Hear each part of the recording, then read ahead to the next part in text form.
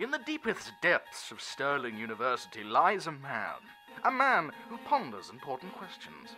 Not questions like, what's the meaning of life, or why are we here?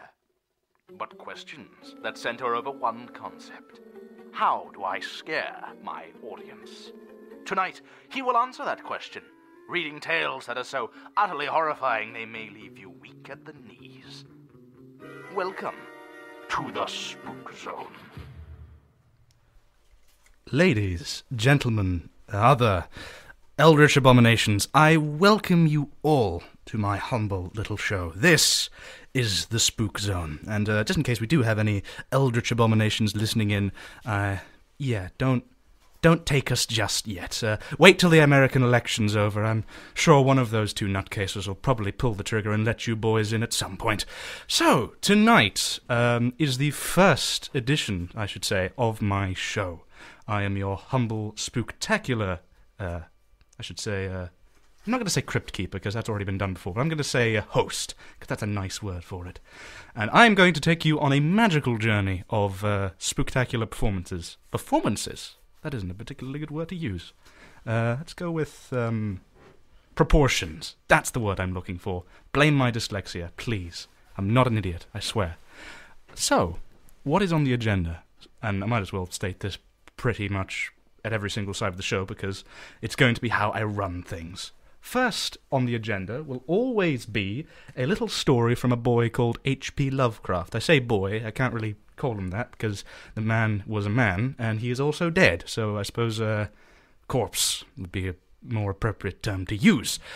Yes, let's go with that. I'm going to just do this and show you how big the compendium is of the stories I've got of him. Yep, that's pretty big, pretty loud. So you get the impression it is the commemorative edition of the Necronomicon, the best weird tales of H.P. Lovecraft, and I humbly suggest you buy it if you've got coinage on you. But let me digress a bit back. No, not let me digress. I'm currently digressing just all over the place. I'm just going to continue on going with what the heck is going on here, because you might be very confused at this point. So that's the first part of the agenda. H.P. Lovecraft, beautiful man. The second part is from a more horrifying source, the internet, which is just beyond recognition in terms of how infamous it can be, in terms of just terrible things, just awful stuff. Like, you have no idea how bad it can get. So, with that in mind, I'm going to take you on a first little journey with H.P. Lovecraft. And the story in question revolves around a little man who, on trying to escape this little boat that's he's been captured on, he finds himself in a world that isn't, well, his own. And it makes him a little bit uneasy at first before he properly descends into, well, I wouldn't say madness. I would say madness. I would totally say madness. What is wrong with me today? So, I hope you enjoy, because this is Dagon.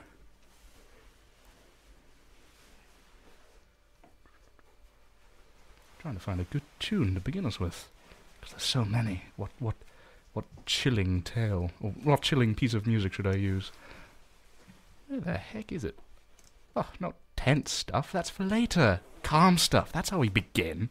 Here we go. Come on, you. Lovely.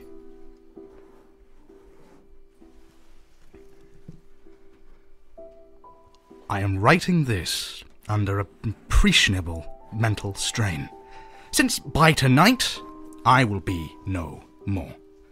Penniless, at the end of my supply of the drug which alone makes life endurable, I can bear the torture no longer, and shall cast myself from this garnet window into the squalid street below. Do not think from my slavery to morphine that I am some weakling or a degenerate. When you have read these hastily scrawled pages, you may guess, though never truly realize, why it is that I have forgetfulness or death. It was in one of the most open and least frequented parts of the broad Pacific that the packet of which I was supercargo fell a victim to the German sea raider. The Great War was then at its very beginning, and the ocean forces of the Hun had not completely sunk to their later degradation. So that our vessel was made a legitimate prize, whilst we of her crew were treated with all the fairness and consideration due us as naval prisoners. So liberal, indeed, was the discipline of our captors that 5 days after we were taken, I managed to escape alone in a small boat with water and provisions for a good length of time. When I finally found myself adrift and free, I had but little idea of my surroundings. Never a never a competent navigator. I could only guess vaguely by the sun and the stars that I was somewhat south of the equator. Of the longitude, I knew nothing, and no island or coastline was in sight. The weather kept fair, and for uncounted days I drifted aimlessly beneath the scorching sun, waiting either for some passing ship or to be cast on the shores of some habitable land. But neither ship nor land appeared, and I began to despair in my solitude upon the heaving vastness of the unbroken blue. The change happened whilst I slept. Its details I will never know. For my slumber, though troubled and dream-infested, was continuous. When I last awakened, it was to discover myself half sucked into a slimy expanse of black mire which extended around me in monotonous undulations, as far as the eye could see, and in which my boat lay grounded, some distance away.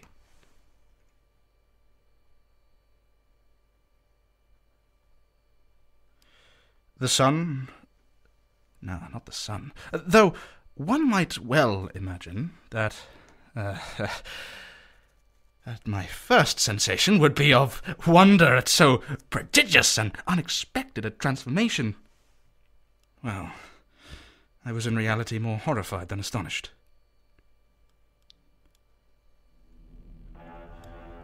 For there was in the air and in the rotting soil a sinister quality, which chilled me to the very core. The region was putrid, with the carcasses of decaying fish and of other less describable things, which I saw protruding from the nasty mud of the unending plain. Perhaps I should not hope to convey in mere words the unutterable hideousness that can dwell in absolute silence and barren immensity. There was nothing within hearing, and nothing in sight, save a vast reach of black slime. Yet the very completeness of the stillness and the homogeneity of the landscape oppressed me with a nauseating fear. The sun was blazing down from a sky which seemed to me almost black in its cloudless cruelty, as though reflecting the inky marsh beneath my feet. As I crawled into the stranded boat, I realized that only one theory could explain my position.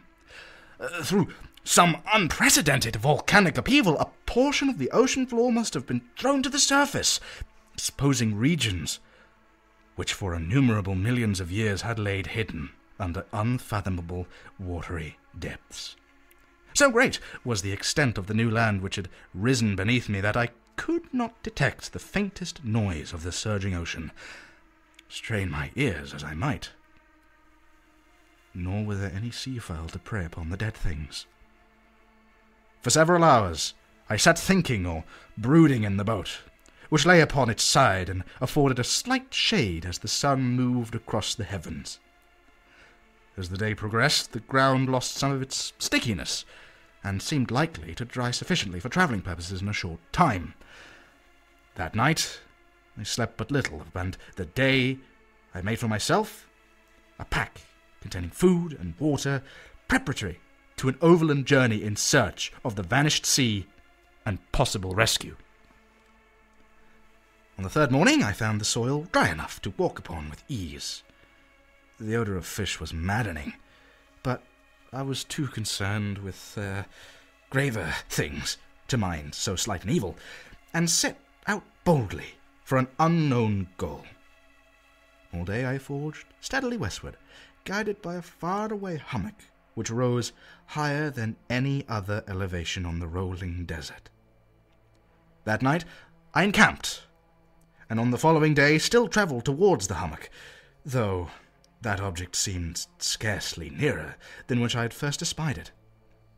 By the fourth evening I attained the base of the mound, which turned out to be much higher than it appeared from a distance, an intervening valley setting it out in a sharper relief from the general surface. Too weary to ascend, I slept in the shadow of the hill.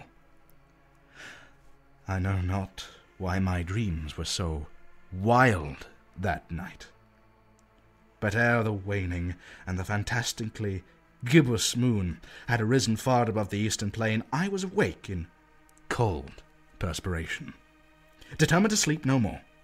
Such visions as I had experienced were too much for me to endure again. And in the glow of the moon I saw how unwise I had been to travel by day. Without the glare of the parching sun, my journey would have cost me less energy. Indeed, I now felt quite able to perform the ascent which had deterred me at sunset. Picking up my pack, I started for the crest of the eminence.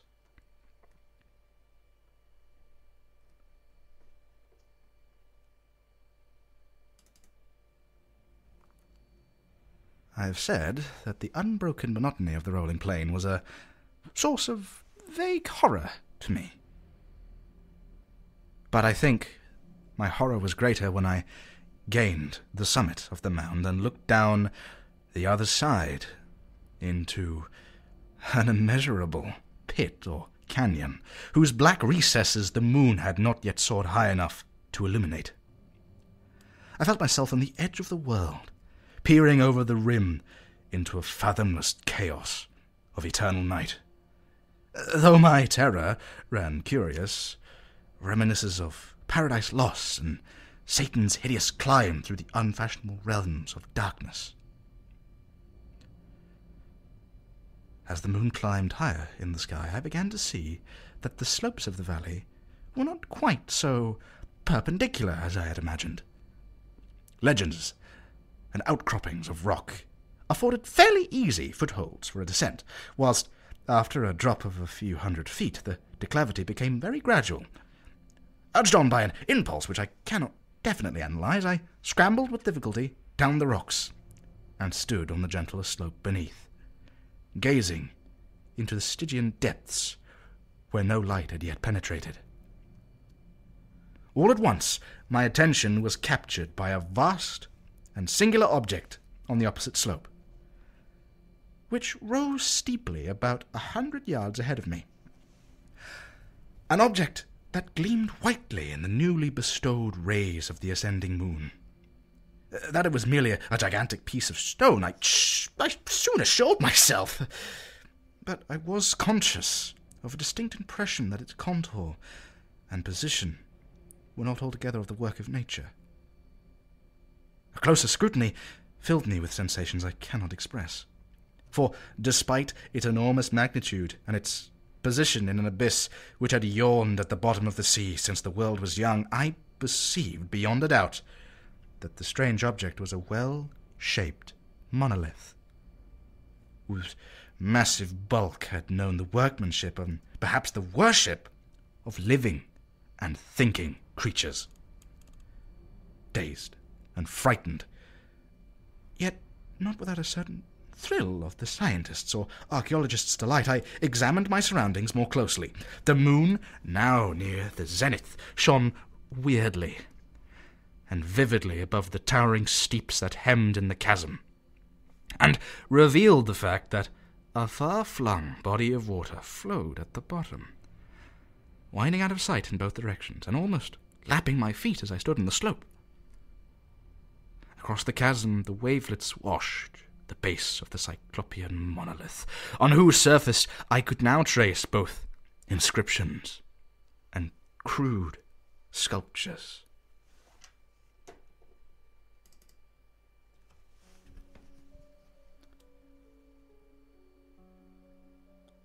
The writing was in a system of hieroglyphs, unknown to me, and unlike anything I'd ever seen in books, consisting, for the most part, of conventionalized aquatic symbols, such as fishes, eels, octopi, crustaceans, mollusks, whales, and the like.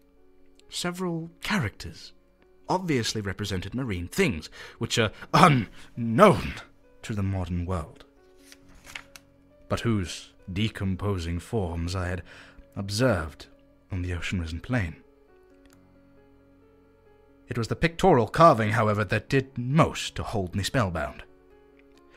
Plainly visible across the intervening water, on account of their enormous size, was an array of bas-reliefs whose subjects would have excited the envy of a Dore. I think these things were supposed to depict men, or at least a certain sort of men, though the creatures were shown disporting like fishes in the waters of some marine grotto, or paying homage at some monolithic shrine, which appeared to be under the waves as well.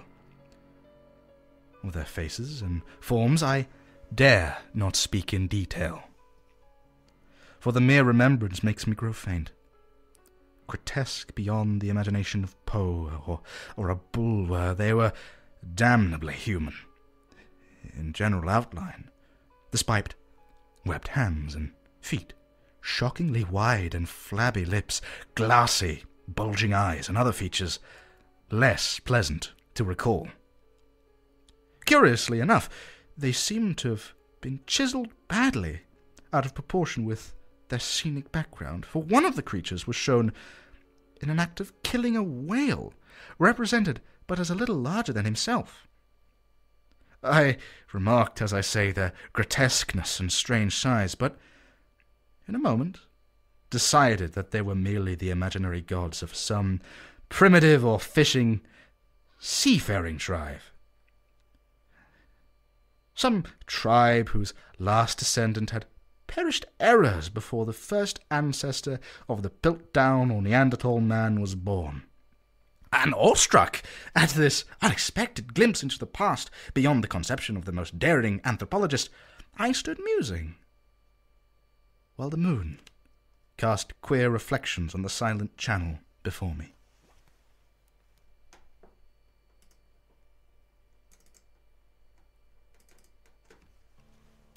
Then suddenly, I saw it. With only a slight churning to mark its rise to the surface, the thing slid into view above the dark waters.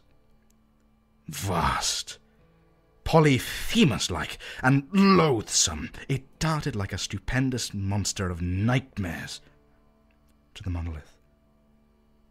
About it, which it flung its gigantic, scaly arms the while it bowed its hideous head, and gave vent to certain measured sounds. I think I went mad then.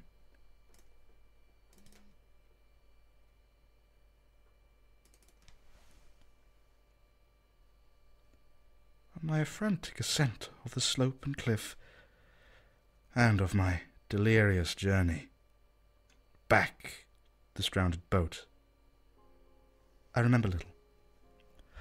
I believe I sang a great deal, and laughed oddly when I was unable to sing. I have indistinct recollections of a great storm, some time after I reached the boat. At any rate, I know that I heard peals of thunder and other tones which nature utters only in her wildest moods. When I came out of the shadows, I was in San Francisco Hospital, brought thither by the captain of the American ship, which had picked up my boat in mid-ocean. In my delirium I had said much, but found that my words had been given scant attention. Of any land upheaval in the Pacific my rescuers knew nothing, nor did I deem it necessary to insist upon the thing in which I knew they could not believe. Once I sought out a celebrated ethnologist, and amused him with peculiar questions regarding the ancient Philistine legend of Dagon, the fish god. But soon, perceiving that he was hopelessly conventional, I did not press my inquiries. It is at night, especially, when the moon is gibbous and waning, that I see the thing. I tried morphine, but the drug has given only transient surcease, and has drawn me into its clutches as a hopeless slave. So now, I am to end it all. Having written a full account of the information or the contemptuous amusement of my fellow man. Often, I ask myself if it could have been all a pure phantasm. A mere freak of fever as I lay stun-stricken and raving in the open boat after my escape from the German man-of-war. This, I ask myself, but ever does there come before me a hideous, vivid vision in reply. I cannot think of the deep sea without shuddering at the nameless things that may be, at this very moment, crawling and floundering on its slimy bed, worshipping their ancient stone idols and carving their own detestable likenesses on submarine obelisks of water-soaked granite. I dream of a day when they may rise above the billows, to drag down in their reeking talons the remnants, war-exhausted mankind, of a day when the land will sink, and the dark ocean floor shall ascend amidst universal pandemonium.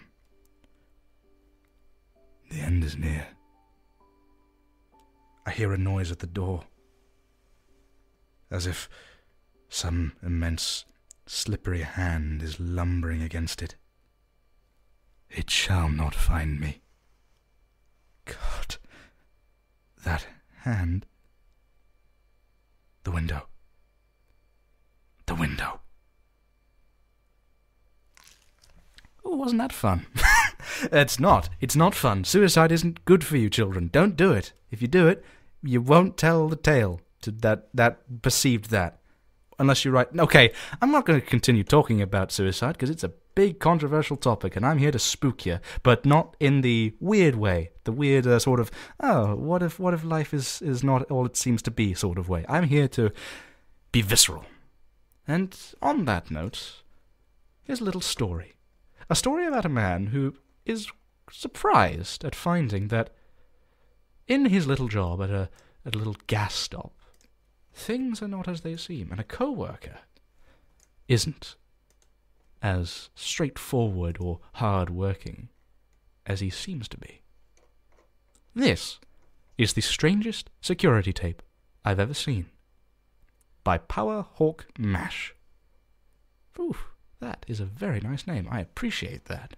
I mean, to be fair, my internet handle is Gentleman Walrus, and you know what? I'm not gonna judge. You can have that name. It's fine.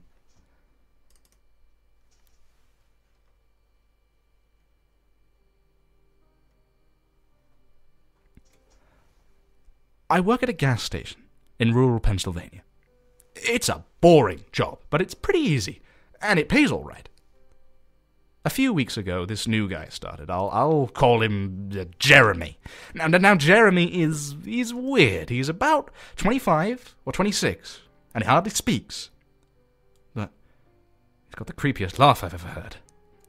My boss and I have both noticed this, but it's never been a problem. So there's not much we can do about it.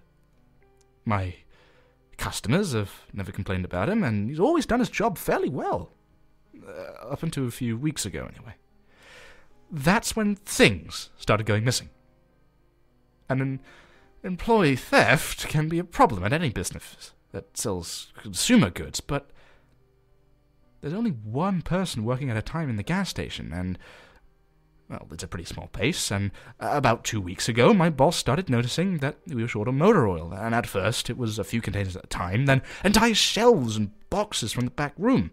Pretty soon, entire shipments would be gone the day we got them. And it would always be right after Jeremy's shifts.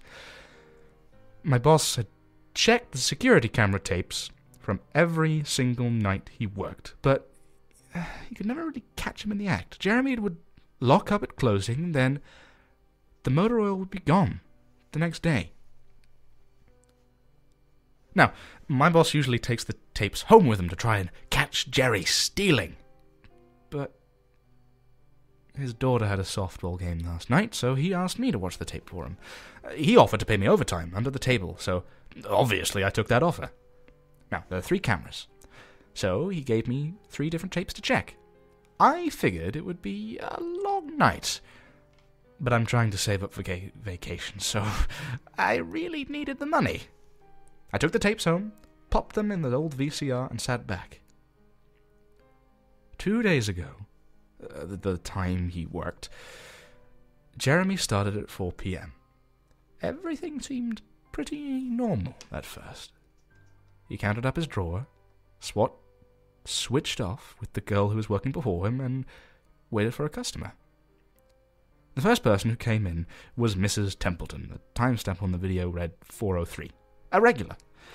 She picked up her cigarettes and a newspaper and paid with a 20. Nothing unusual there. The next customer was some local guy named Ron. He drives a motorcycle, usually comes in every few days. Filled up his tank, got a bag of beef jerky, paid with his credit card, and then left. And now next was the guy with this cowboy hat, and I'd never seen him before, but we get plenty of strangers passing through, just like any gas station. He'd got $40 worth of diesel fuel, paid with a $100 bill, and went on his way. I sat back and sighed. The only thing more boring than doing this job was watching somebody else do it. Now, my boss's offer was enough to keep me watching, though, so I left the tape on, and everything seemed pretty normal. I had the feeling that if Jeremy was stealing motor oil, he knew we were suspicious of him by now, and I did not expect him to be dumb enough to let us catch him on camera. Things stayed boring and routine until about 5 o'clock.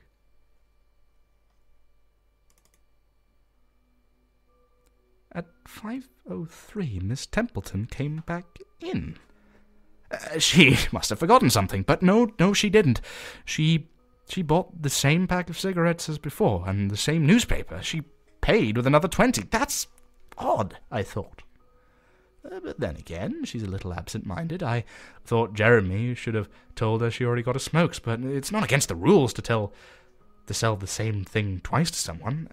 And that's when Ron came in again. He bought another tank of gas for his motorcycle. Again, I later checked the outdoor camera, because I thought maybe he had another car he wanted to fill up, and the same pack of beef jerky. He paid with his credit card again. Alright, no big deal. No big deal. I figured this was just a weird coincidence. Mrs. Templeton is forgetful, and Rod probably owns more than one Harley. And that's when the guy in the cowboy hat came back in.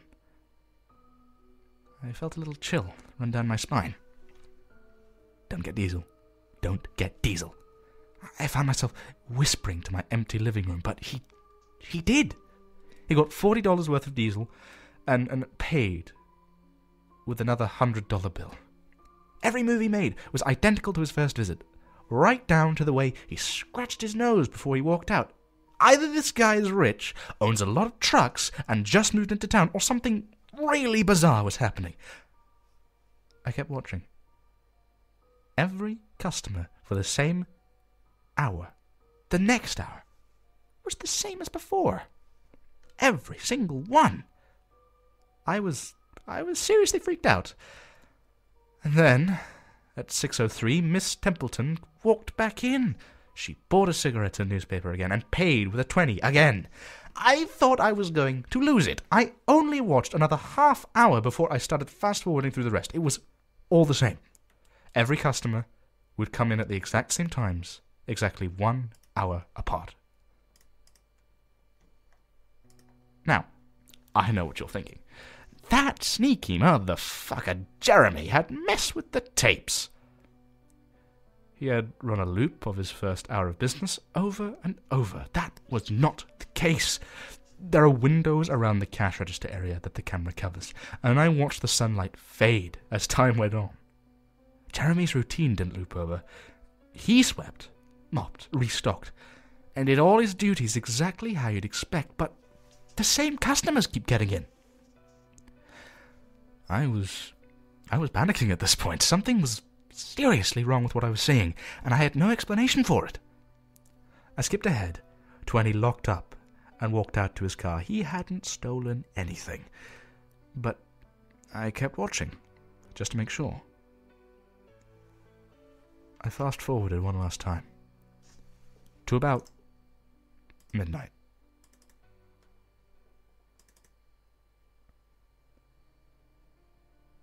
At exactly 12:03, out of nowhere, Jeremy's face pops on camera. I don't mean he moved his head into view. I mean that 1 second the store was empty, and the next second his face was all I could see. And he wasn't looking at the camera, he was looking at me. I was sure of it. I screamed and fumbled for the remote, and by the time I grabbed it, he was gone. And just as soon as he had left, one frame he was there, next he wasn't. My hands were shaking like crazy, but I popped in another tape. The other indoor camera shows the back area, and by the cash register, and I would be able to see how he got up to put his face on the camera like that, and I skipped ahead to 12:03. But there was nothing. I would have been able to see him standing on a chair or something in this tape, but he wasn't there. I didn't see him enter the store at all after he left. It's like he wasn't really there. He doesn't know the security code. And no alarms were triggered that night after he locked up. What I did see, however, was at 12:03, the motor oil vanished off the shelf. All of it. Same as Jeremy's face. 1 second it was there, and the next it wasn't. I turned the tape off and went to bed, but I didn't get a week of sleep.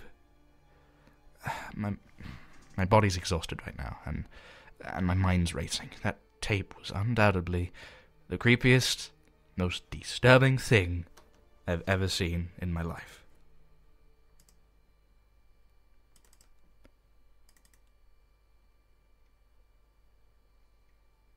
I work in a few hours.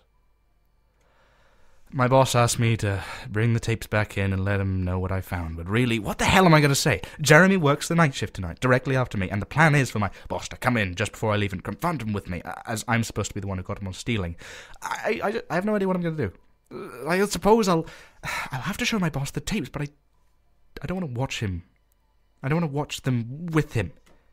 I never want to see something like that again. I can't get the image of Jeremy just smiling directly into the camera out of my mind. It was the creepiest look I've ever seen on another human being's face. Anyway, I'm going to try again to get some last-minute sleep before I have to go in and deal with this. I'll let you guys know what happens.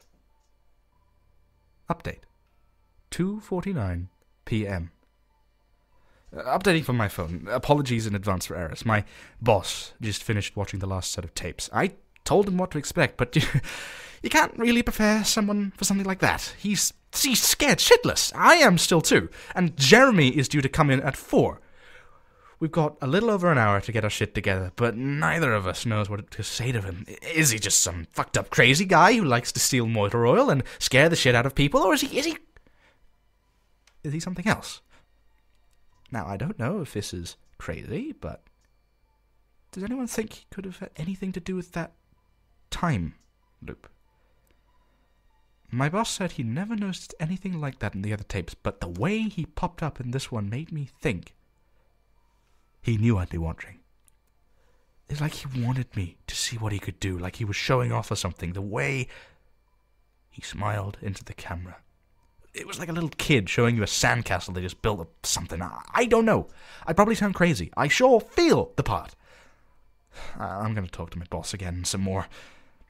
We have to calm ourselves down and figure out how to handle this. I'll update again tonight. But I have a really bad feeling about how this is going to play out.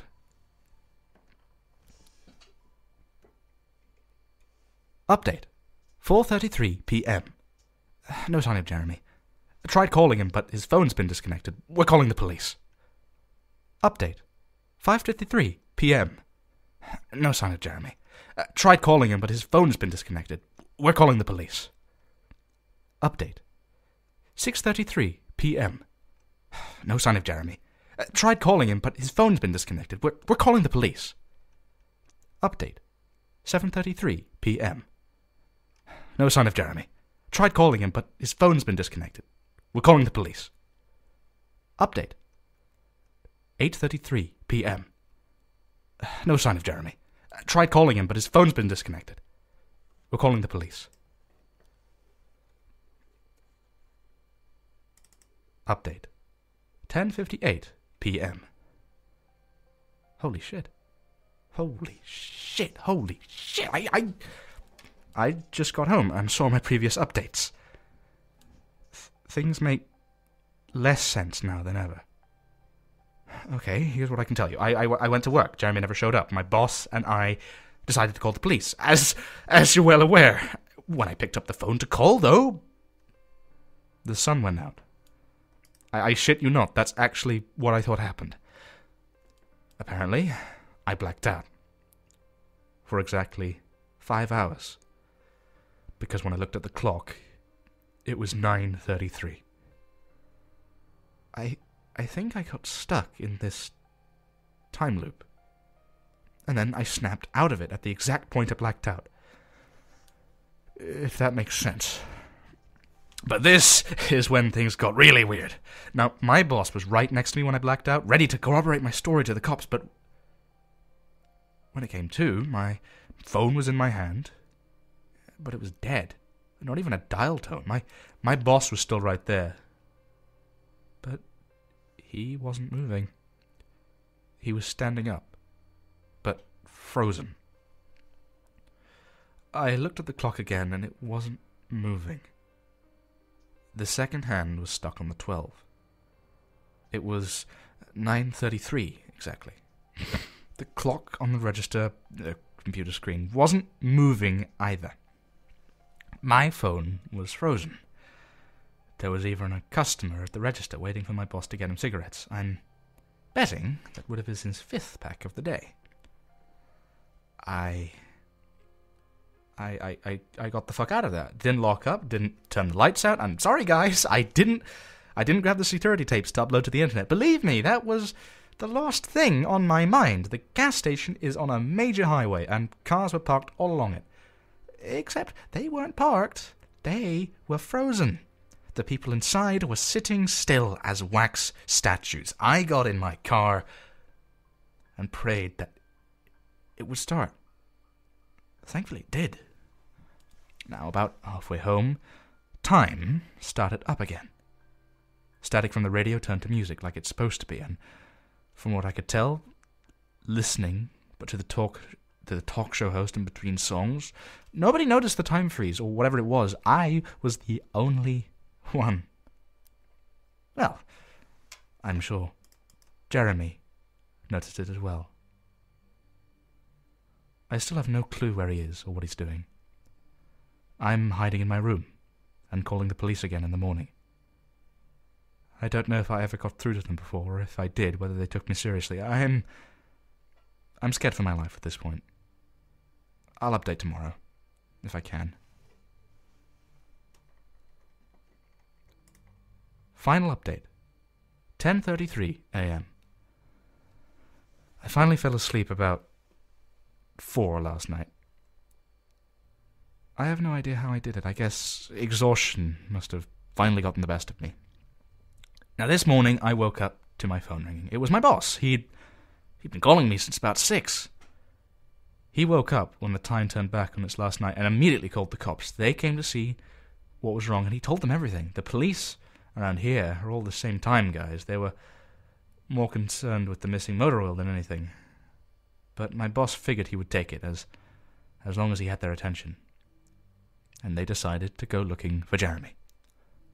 Now, we all keep our employees' applications on file, and since Jeremy started working here, he was easy to find. They checked the addresses on it, and they headed over to his house. And you're not going to believe what they found.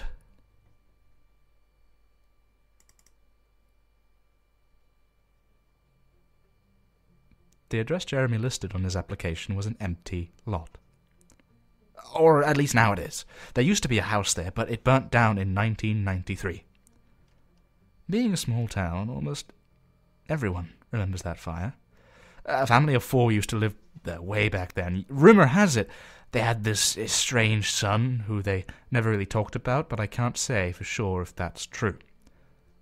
What I can say is true is that after an insurance investigation, the fire was ruled as arson. The entire house was soaked in oil and torched with a Molotov cocktail. The entire family was sleeping when it happened.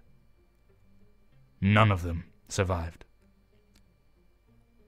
They never caught the guy who did it. And rumor has it that when they tried to contact the estranged son, nobody could find him.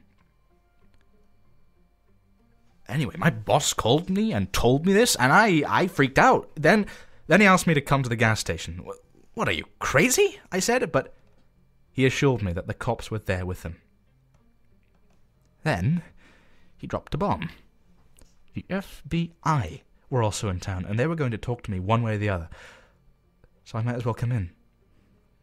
It was about 7:15, and I wanted to go back to bed, but I figured I wouldn't be able to sleep much more anyway, so I went down. 4 men in suits greeted me and told me to have a seat.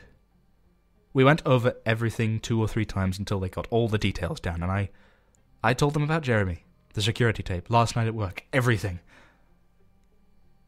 Finally, after I finished, one of the agents said, "Oh, Christ, we've got another one on our hands." And then they made me sign a bunch of papers saying I wouldn't tell anybody what happened. So I can't really say much more. I might be breaking the law just posting this. So now I'm home. I'm not sure what I'll do with myself. The agent's words, when I told him the story, are going to haunt me for the rest of my life. Anyway, I've got to go. I have some errands to run today, and then I have to go into work to pick up some tapes. My boss and I think that this guy Jeremy, he's a complete creep. He's stealing motor oil, and I have to watch the security footage to see if I can catch him doing it. So I have better things to do, but my boss is paying me overtime under the table, and I'm trying to save it up for vacation so I could really use the money. It should be pretty easy. I mean, the oil always goes missing right after his shifts.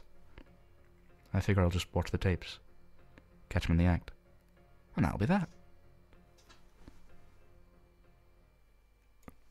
Oh, what a twist! That was a twist ending. If you've never heard of those before, don't look up M. Night Shyamalan. You will hate twist endings forever. Yeah. Anyway, that was it, really. That was my first sort of big show. Hopefully you all enjoyed it. Hopefully me mumbling my words and saying insane things at the beginning and end of the show didn't disconcert you. And if it did, great. I kind of wanted to go for that. Maybe not in the way I planned, but you know what? It works. It's fine. It's totally fine. Probably not fine. I should probably not do that again. Anyway. Hopefully next week I'll get something a little bit longer, because as you can see, it's only 10 to 10, which is, it's not that long. Honestly, I think I could do some more bigger things, and I'll probably be able to get that done. There's a lot. There's like, as you can hear, it's a very large book. It's a very large book, and if I drop it again, the mic's going to peak, and someone is going to slap me for breaking the microphone. But There are... I'm going to take a look at this. There's going to be a lot of pages. There's a lot of pages. I'm going to find the exact amount. 878. Well, that's just dandy. And Lord knows that the internet has a plethora of different pieces of content to enjoy. So, yeah, should be an enjoyable time next week. And I'll go on for a little bit longer. Maybe I'll get up to like 10 o'clock. Whoa, wouldn't that be crazy? It wouldn't be, because most shows usually go up to the actual proper end time of 2 hours. But hey, I don't care, because my job is to scare you, and hopefully I did that. So, I've been your esteemed host, and I hope you've enjoyed. Take care, everybody. And stay spooked, please. I have to make sure that you're spooked, or I'm getting no viewers.